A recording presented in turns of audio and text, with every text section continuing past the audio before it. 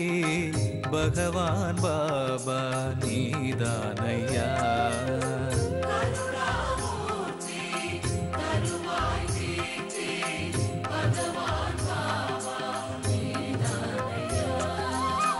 அருள் மாமலையே அழியா புகழே உனையன்றி வேறு கதியேதையா.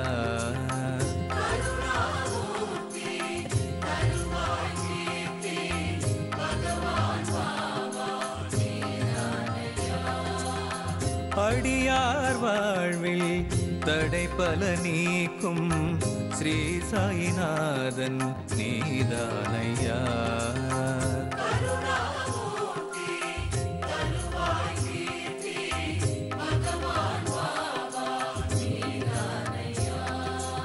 உனையே நாடி உன் புகழ் பாடி வருவோம் நாங்கள் கண் பாராய். விடியாவானம் நொடியினில் பூக்கும் அதுவும் உந்தன் அருளாகும்.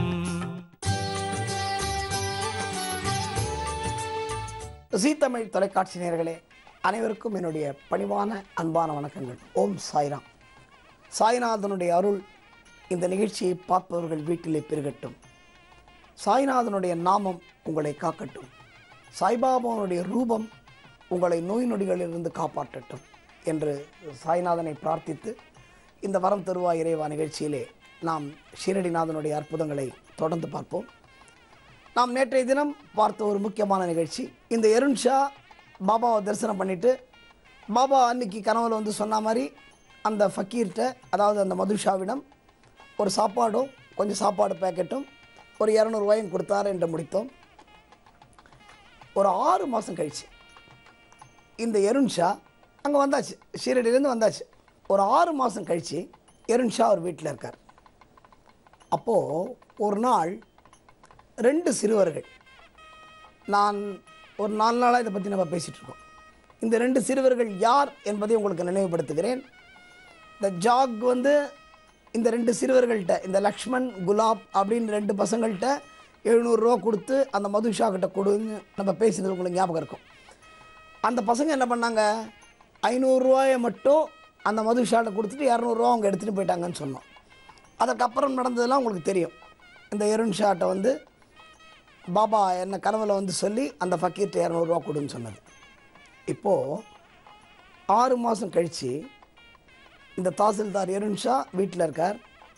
இந்த 2 பசங்க வராங்க. யார்? இந்த லக்ஷ்மணும் இந்த குலாபும். அந்த 200 ரூபா அன்றைக்கி எடுத்துனாங்கல்ல அவங்க. ஒன்றுமே பேசலையாம், நேரம் வந்தாங்களாம். ஆளுக்கு 1000 ரூபா.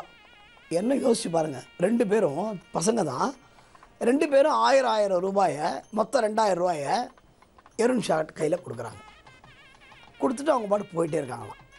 இவருக்கு ஒன்றுமே புரியலையாம், எதுக்குடா ஏதோ 2 பசங்க வந்தாங்க திடீர்னு கையில் ஒரு 2000 ரூபாய் கொடுத்தாங்க போனாங்க அப்படின்னு. சரி ஏதோ கொடுத்துருக்காங்க வாங்கி வச்சுப்போம் அப்படின்னு உள்ளே வச்சுட்டு அன்றைக்கு இரவு எருண் ஷா தூங்க போகிறார். தூங்குறார். மீண்டும் அவருக்கு பாபா கனவில் வருகிறார்.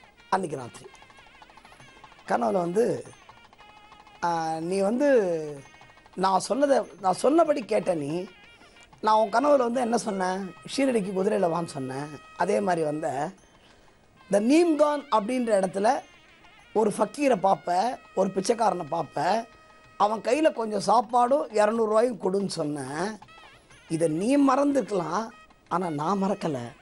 பாருங்கள் என்ன ஒரு அற்புதமான தெய்வம் பாருங்கள். அப்போது பாபாவுக்கு நாம் வேண்டுகிற வேண்டுதல்கள் பாபாவை போய் சத்தியமாக சேரும் என்பதிலே சந்தேகமில்லை.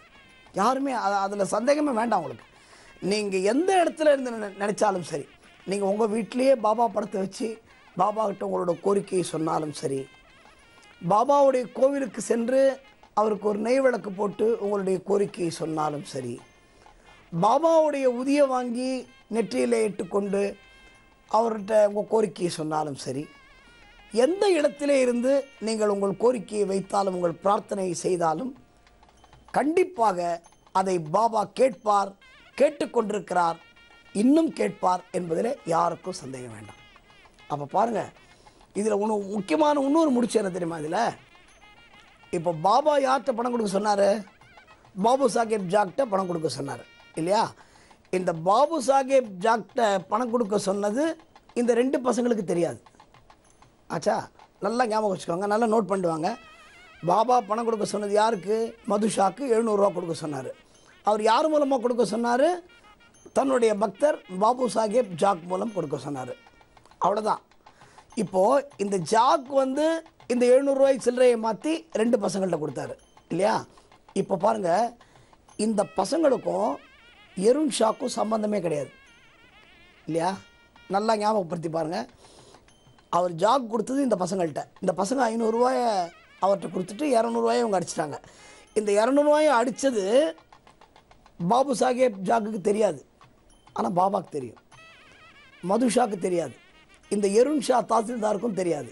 ஆனால் பாபா கனவுல போய் எருன் ஷா கனவுல என்ன சொல்லியிருக்காரு? இந்த மதுஷாக்கு 200 ரூபாயை கொடுத்துட சொல்லிட்டாரு. அதே மாதிரி 200 ரூபாய் கொடுத்துட சொல்லிவிட்டு பாபா என்ன சொன்னார்? நீ 200 ரூபா நான் சொன்னபடி நீ கொடுத்த, அதை நீ மறந்துருக்கலாம், ஆனால் நான் மறக்கலை. பாபா நம்மை மறக்க மாட்டார், அதுதான் உண்மை. நீங்கள் பாபாவை இதயத்தில் வைத்து விட்டால், பாபாவை சரணடைந்து விட்டால், பாபாவிடம் ஒரு பிரார்த்தனையை சொல்லிவிட்டால், பாபாவிடம் உங்கள் வேண்டுதலை சொல்லிவிட்டால், பாபா நிச்சயமாக மறக்க மாட்டார். நமக்காக அதை பண்ணிட்டு தான் அடுத்த காரியம் பார்ப்பார். எனவே இதிலே நீங்கள் ரொம்ப தெளிவாக இருக்கணும். இப்போது பாபாவுடைய பொன்மொழி என்ன? நீ என்னை நோக்கி 1 அடி வைத்தால் நான் உன்னை நோக்கி 10 அடி வைப்பேன். உண்டா? இதையே நம்ம இன்னும் கொஞ்சம் டிவியேட் பண்ணி போவோம். நீங்கள் பாபாவுக்கு 10 ரூபா கொடுத்தீங்கன்னா மனசார, அதை பாபா திருப்பி 1000 ரூபாயாக உங்களுக்கு கொடுத்து விடுவார். இப்போ யோசிச்சு பாருங்கள். இப்போ இந்த எருன் ஷா சம்பவத்தில் என்ன நடந்தது? 200 ரூபா பாபா சொன்னார்னு அந்த மதுஷாக்கு எருன் ஷா கொடுத்தார். இப்போது எந்த சிறுவர்கள் அந்த 700 ரூபாவில் 200 ரூபா அடித்தாங்களோ, அதே சிறுவர்களை விட்டு 2 பேரும் 1000 ரூபா கொடுத்துட்டு போயிருக்காங்க. யார்கிட்ட? எருன் ஷாக்கு. இப்போ 2000மா? அவங்க அடித்தது எவ்வளோ? 200. பாபா சொல்லி இவர் எருன் ஷா கொடுத்தது எவ்வளோ? மதுஷாக்கு 200. இப்போது இந்த பசங்க கொண்டு கொடுத்துருக்குற அமௌண்ட் எவ்வளோ? 2000. அப்போது நீ 1 அடி என்னை நோக்கி வைத்தால் நான் உன்னை நோக்கி 10 அடி வைப்பேன். நீ எனக்கு 1 ரூபா கொடுத்தேன்னா 10 மடங்காக நான் உனக்கு திருப்பி கொடுத்துருவேன்னு அர்த்தம். இது பாபா, இது சரித்திரத்தில் இல்லாவிட்டாலும் கூட இது நடந்த வரலாறு, இது நடந்த உண்மை. இதை ஷீரடியிலே இருக்கின்ற இன்றைக்கும் வாழ்ந்து கொண்டிருக்கிற ஒரு மிகப்பெரியவர் சொன்ன விஷயம் இது. அப்போ பாபா சொன்னதை காப்பாற்றிட்டாரா? என்ன? அவர் எருன் ஷா 200 ரூபா கொடுத்ததுக்கு இப்போ 2000 ரூபா வந்தாச்சு. எனவே அன்பர்களே, பாபாவை வேண்டிக் கொண்டால் பாபாவிற்கு உங்கள் இதயத்திலே இடமளியுங்கள். அவர் உட்கார தயாராக இருக்கிறார். உங்கள் இதயத்திலே அவருக்கு இடம் கொடுங்கள். சரி, என்ன இதயம் இதயம் இதயம்? நம்ம இதயம் என்ன? பாபா சொல்லியிருக்கார், உன்னோட இதயம் என்னோட பங்களா அப்படின்னு சொல்லியிருக்கார். இதுக்கும் இப்போ நம்ம பேச போகிற அற்புதத்துக்கும் ஒரு தொடர்பு இருக்குது. என்ன சார் இதயம் பங்களா? புரியல எங்களுக்கு அப்படின்னு நீங்கள் நினைக்கலாம்.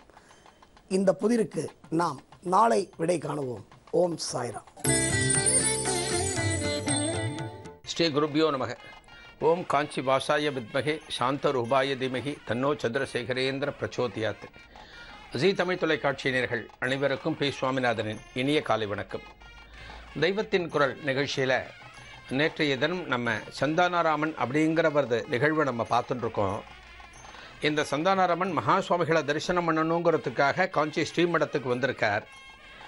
இந்த சந்தானாராமனை மகா சுவாமிகள் சொல்கிறார், இவன் பேர் நவநீத சோரன் அப்படின்னு அங்கே இருக்கக்கூடிய பக்தர்களுக்கு அறிமுகம் பண்ணுறார். இந்த தகவல் அந்த சந்தானாராமனுக்கு ரொம்ப வியப்பு ஊட்டும் வகையில் இருந்தது. அந்த கதையை மகா சுவாமிகள் சொல்ல ஆரம்பிச்சுட்டு வரார். தனது சிப்பந்திகள் மத்தியில் சொல்ல ஆரம்பிச்சுட்டு வரார்.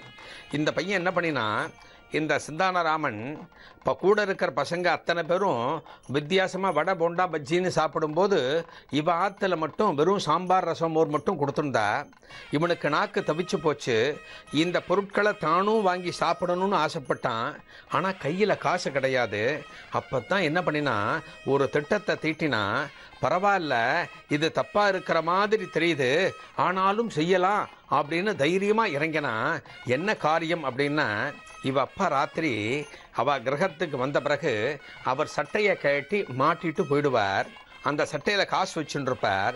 இவன் என்ன பண்ணுவான், ராத்திரி அப்பா இல்லாத நேரத்தில், யாரும் அந்த இடத்துல இல்லாத நேரத்தில் அந்த சட்டைப்பைக்குள்ள கையை விட்டு ஒரே அணா காசு மட்டும் எடுத்து வச்சுப்பான். அதுக்கு மேலே தொடவே மாட்டான். ஒரு அணா காசு மட்டும் எடுத்து வச்சுட்டு பத்திரப்படுத்தி வச்சுருவான். அடுத்த நாள் ஸ்கூலுக்கு போகும்போது போகிற வழியில் அந்த ராமோய்யர் கடையில் அந்த ஒரு அணாவை கொடுத்துட்டு ஒரு நாளைக்கு வடை வாங்கி சாப்பிடுவான். வடையை சாப்பிடும்போது அவனுக்கு இருக்கிற ஆனந்தம் இருக்கே, அவன் என்னமா அதை ரசித்து சாப்பிடுவான் தெரியுமா? அந்த வடை சாப்பிட்றதுக்கு முன்னாடியே நாம் இன்னைக்கு வடை சாப்பிட போகிறோம் அப்படிங்கிற எண்ணமே அவனோட நாக்கில் ஜலத்தை ஊற வைக்கும். அந்த வடையை அப்படி ஆனந்தமாக சாப்பிட்டுட்டு ஸ்கூலுக்கு போடுவான். இது யாருக்குமே தெரியாது. அடுத்த நாள் என்ன பண்ணுவான், இதே மாதிரி ஒரு அணா காசை எடுத்து வச்சுட்டு கார்த்தால ஸ்கூலுக்கு போகும்போது அவரோட ராமு ஐயரோட கடைக்கு போய் ஒரு போண்டாவை வாங்குவான். அந்த போண்டாவை ருசித்து சாப்பிடுவான். அடுத்து ஒரு நாள் என்ன பண்ணுவான், பஜ்ஜியை சாப்பிடுவான். இதே போல் இந்த 10 வயசு பையனுக்கு என்னென்ன பலகாரங்கள்லாம் சாப்பிடணும்னு மனசுக்குள்ள ஆசை இருக்கோ, விதம் விதமான பொருட்களை நாக்கு ருசிக்க சாப்பிடணும்னு ஆசை இருக்கோ, அவை எல்லாவற்றையும் அந்த ஹோட்டலில் தினம் ஒன்று ஒன்றா வாங்கி சாப்பிடுவான். ரொம்ப ஆனந்தப்படுவான். ஒரு அணாவை இதுக்காக எடுக்கிறோமேன்னு யோசிக்க மாட்டான். நாள் இப்படியே போயிட்டு இருந்தது. ஒரு நாள் இவ அப்பா இதை கண்டுபிடிச்சிட்டார். அதாவது சந்தானராமன் இதோ இருக்கிறானே, இந்த சந்தானராமனோட அப்பா இந்த விஷயத்தை கண்டுபிடிச்சிட்டார். பையன் பண்ணக்கூடிய திப்பிசத்தை கண்டுபிடிச்சிட்டார். தன்னோட சட்டப்பையிலேருந்து காசு எடுத்துட்டு போகிறான் அப்படிங்கிறது அவருக்கு தெரிஞ்சு போச்சு. டெய்லி காசு எடுக்கிறாங்கிறத கடைசியாக கண்டுபிடிச்சிட்டார். அப்புறமா பையனை கூப்பிட்டு சொல்லியிருக்கார். பையன் இனிமேல் நான் எடுக்க மாட்டேன்னு சொல்லியிருக்கான். அந்த விஷயம் அப்படியே முடிஞ்சு போச்சு. பையனை ரொம்ப அவர் கண்டிக்கலை. என்ன பண்ணினார், ஒரு 2-3 நாள் கழித்து நேராக எங்கிட்ட கூட்டின்னு வந்துட்டார்.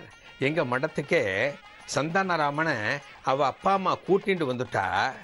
கூட்டிகிட்டு வந்து என் முன்னால் அந்த பையனை நிற்க வச்சு ஏதோ குத்தம் பண்ணினவ மாதிரி அவனை நிற்க வச்சு அவனை பற்றி அவனோட அப்பா ஒரு பெரிய புகார் பட்டியலை படிக்க ஆரம்பித்தா. என்ன புகார் பட்டியல் தெரியுமா? இந்த சின்ன வயசுலேயே இவன் சட்டப்பைக்குள்ள கையை விட்டு காசு எடுக்கிறான் பெரியவா. ஏன் சட்டப்பைக்குள்ளேயே கையை விட்டு காசு எடுக்கிறான்? இந்த பழக்கம் இவனுக்கு இப்படியே நீடிச்சுதுன்னா இவனோட எதிர்காலத்தில் இவன் திருடனா போயிடுவானோன்னு எனக்கு பயமாக இருக்குது பெரியவா. அதனால் பெரியவா தான் இதான அவனுக்கு ஒரு நல்ல வார்த்தை சொல்லி அவனை நல்ல நிலைமைக்கு பெரியவா தான் கொண்டு வரணும். அதனால தான் உங்ககிட்ட நான் கொண்டு வந்திருக்கேன். நான் வணங்கக்கூடிய ஆச்சாரியரான நீங்கள் தான் இந்த பையனுக்கு ஒரு நல்ல வழியை காமிக்கணும் அப்படின்னு எங்கிட்ட சொல்லிட்டா. பையன் ஏதோ பெரிய குத்தம் பண்ணின மாதிரியும், உலகத்தில் யாருமே பண்ணாத ஒரு குற்றத்தை இந்த சந்தானராமன் பண்ணினது மாதிரி எனக்கு முன்னால் ஒரு குற்றவாளி கூண்டில் நிற்க வைக்கிற மாதிரி நிற்க வச்சு அவனோட அப்பா புகார் பட்டியல் படிக்க ஆரம்பிச்சுட்டா. இந்த பையன் இருக்கானே சந்தானராமன் தலை குனிஞ்ச வாக்கிலே நின்றுட்டு இருந்தான். அந்த பையனுக்கு என்ன சொல்கிறதுன்னு தெரியல. காசு எடுத்தது உண்மைன்னு அவனே சொல்லிட்டான். காசு எடுத்துட்டு அதை என்ன பண்ணினேங்கிறதையும் சொல்லிட்டான். அந்த பையனை யாருமே ஒன்றும் குத்தம் சொல்ல முடியலை. அந்த பையன் அப்படியே நின்றுட்டு இருந்தான். நான் பார்த்தேன். அவனோட அப்பாவை கூப்பிட்டேன். சந்தானராமனோட அப்பாவை பக்கத்தில் கூப்பிட்டு, தப்பு அவன் பேரில் கிடையாது, உன் பேரில் தான் இருக்குது அப்படின்னு நான் அவன்கிட்ட சொன்னேன். உடனே அவன் அப்பா என்னை பார்க்க ஆரம்பித்தா. என்னடா அது பெரியவா வித்தியாசமான ஒரு தீர்ப்பை கொடுக்க ஆரம்பிக்கிறாளே. பையன் காசு திருடுறான், பையனுக்கு புத்திமதி சொல்லுங்கன்னு பையனை கூட்டின்னு வந்திருக்கோம். பையன் நல்லவன்னு சொல்லிட்டு நமக்கு புத்திமதி சொல்ல ஆரம்பிக்கிறாளேன்னு சந்தானராமனோட அப்பா என்னை பார்க்க ஆரம்பித்தான். நான் சொன்ன அவங்கிட்ட, இந்த சின்ன வயசில் இந்த சின்ன குழந்தைகளுக்கு ஒரு 10 வயசு பையனுக்கு நாக்கை கட்டுப்படுத்த முடியாது. இந்த குழந்தைகள் தாங்கள் படிக்கக்கூடிய பள்ளிக்கூடத்தில் பசங்க என்ன சாப்பிட்றதோ அதெல்லாம் சாப்பிடணும்னு ஆசை இருக்கும். நாம் வீட்டில் குழந்தைகளை வச்சுட்டுருக்கோம். அந்த குழந்தைகளுக்கு வித்தியாசமான பதார்த்தங்களை நாம் பண்ணி போட்டு ஆகணும். இந்த வளர்கிற வயசில் இந்த குழந்தைகளுக்கு என்னென்ன உணவு தேவைங்கிறத நாம தான் பார்த்து கொடுக்கணும். வயசானவா சாப்பிட்றது மாதிரி ஒரு பத்திய உணவு மாதிரி குழம்பு ரசத்தை இவாளுக்கு போடக்கூடாது. இந்த பையனும் தன்னோட கிரகத்தில் இதெல்லாம் கிடைக்கும்னு பார்த்துருக்கான். அவனுக்கு கிடைக்கல. பாவம் அவனும் பொறுத்து பார்த்துருக்கான். நம்மாத்துலேயும் வடை பண்ணுவா, நம்மாத்துலேயும் ஏதான ஒரு சந்தர்ப்பத்தில் பஜ்ஜி பண்ணுவா, நம்மாத்துலேயும் போண்டா பண்ணுவான்னு இந்த பையன் ஆவலாக பார்த்துருந்துருக்கான். இந்த பையனுக்கு கிடைக்கவே இல்லை. நம்மாத்துல கிடைக்கவே கிடைக்காதுன்னு தீர்மானம் பண்ணிட்டு தான் இந்த பையன் அப்படி ஒரு முடிவு எடுத்திருக்கான். உன்னோட பையிலேருந்து காசு எடுத்திருக்கான். உன்னோட பையிலேருந்து காசு எடுத்துட்டு போய் கடைக்கு போய் தினமும் வாங்கி சாப்பிட்டு இருக்கான். நீ கொஞ்சமாவது யோசிச்சு பார்த்தியா?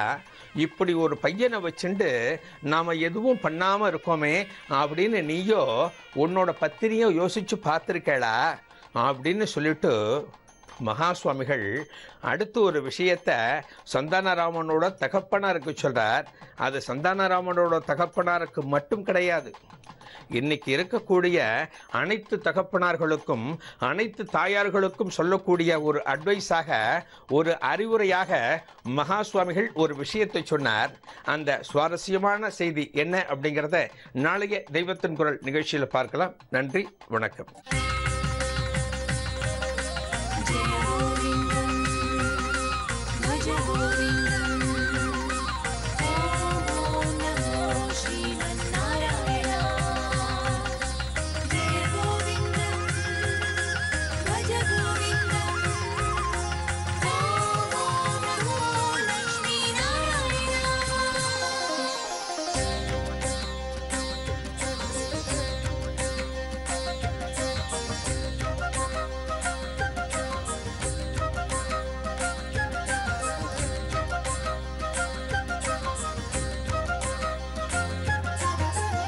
ಅಲಂಗಾರ ಶ್ರೀನಿವಾಸ அதிரூப சுந்தரேச அதிகாலை சூரிய தேவா பெருமாளே வேங்கடேச அலங்கார ஸ்ரீனிவாச அதிரூப சுந்தரேச அதிகாலை சூரிய தேவா பெருமாளே வேங்கடேச வானவில்லின் வர்ணஜாலனே மதுசூதனா கண்ணா வேணுகான ராகதேவனே முரளீதரா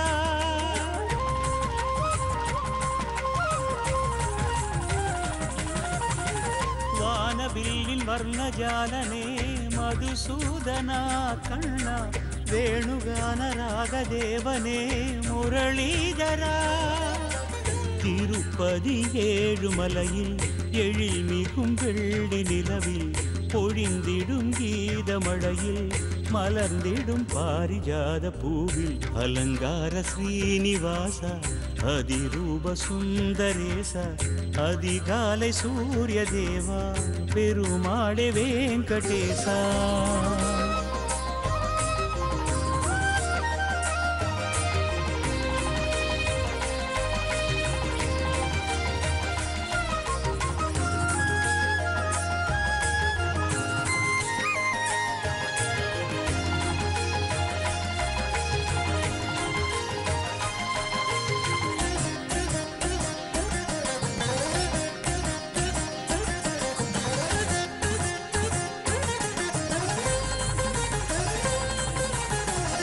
ஏழு வண்ண மலைகளாழ்பவன் ஹரிவோம் நமவோம் கிரிதரா ஏழாம் கடலாகி நின்றவன் ஸ்ரீஹரி நர்த்தன மாதவா ஏழு ஸ்வர கீதமானவன் ஸ்ருதியில் லயம் கேசவா நாதஸ்வர ஓசையானவன் மங்களம் தரும் நாயகா பிரம்மன் தந்த வேத கமலமே ஏந்தி கொண்டு வந்தவன் பாரதத்தில் கண்ணனானவன் இதை தந்த நாயகன் திருப்பதி தேவ சபையில் அருள்பதியான நிலையில் திருமலை ஞான வடிவில் கோவிந்தனாகி நின்ற தேவா அலங்கார ஸ்ரீனிவாச அதிரூப சுந்தரேச அதிகாலை சூரிய தேவா பெருமாளே வேங்கடேசா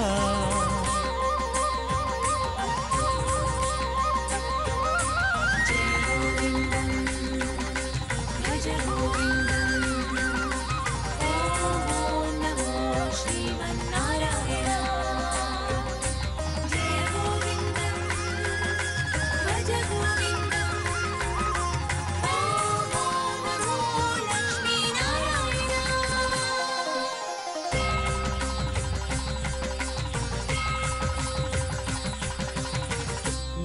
வண்ண மேகநாதனை திருமலை எங்கும் தேடினேன். சங்கு சக்கர கருட வாகனன் வருவான் என்று ஏங்கினேன். கோவிந்த நாம கீதமே இரவும் பகலும் பாடினேன். காணுகின்ற காட்சிகளெல்லாம் நந்த கோவிந்தனாகினான். சிறகொடிந்த பறவையாகினேன், கரம் கொடுத்து தாங்கினான். மனம் மகிழ்ந்த ஸ்ரீனிவாசனே வைகுண்டம் காட்டினான். கண்ணனாக காட்சி தந்தான், ரங்கநாதனாகி நின்றான். ராமனாக காட்சி தந்தான், கோவிந்த பாத பூஜை செய்தேன். அலங்கார ஸ்ரீனிவாச அதிரூப சுந்தரேச அதிகாலை சூரிய தேவா பெருமாளே வெங்கடேச. அலங்கார ஸ்ரீனிவாச அதிரூப சுந்தரேச அதிகாலை சூரிய தேவா பெருமாளே வெங்கடேச. வானவில்லின் வர்ணஜாலனே மதுசூதனா கண்ணா வேணுகான ராகதேவனே முரளிதரா. திருப்பதி ஏழுமலையில் எழில் மிகும் வெள்ளி நிலவில் பொழிந்திடும் கீதமழையில் மலர்ந்திடும் பாரிஜாத பூவில். அலங்கார ஸ்ரீனிவாச அதிரூப சுந்தரேச அதிகாலை சூரிய தேவா பெருமாளே வெங்கடேசா.